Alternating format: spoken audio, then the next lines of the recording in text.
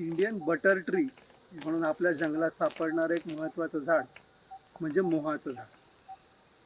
उन्हाळ्यात या झाडाला फुलं येतात. ही फुलं सफेद रंगाची असतात. मध्यरात्रीपासून पहाटेपर्यंत फुलांचा सडा पडतो. थोडीशी फ्लेशी असतात, मांसल असतात. चवीला गोडसर असणारी ही फुलं सुकली की चॉकलेटी होतात. या फुलांपासनं एक विशिष्ट प्रकारची मदिरा तयार केली जाते. या फुलांपासनं लाडू, जॅम, जेली असे पदार्थ देखील केले जातात. मोहाच्या फळांपासनं तेल काढले जाते. हे तेल सुरुवातीला कडवट असते, पण नंतर कढवले की ते खाण्यासाठी योग्य बनते.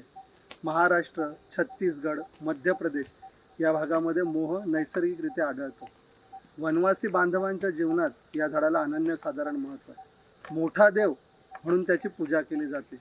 कितीही कठीण परिस्थिती आली तरी या झाडावर ते लोक कुऱ्हाड कधीही चालवत नाही. त्याच्या पानांपासून पत्रावळी देखील लावल्या जातात.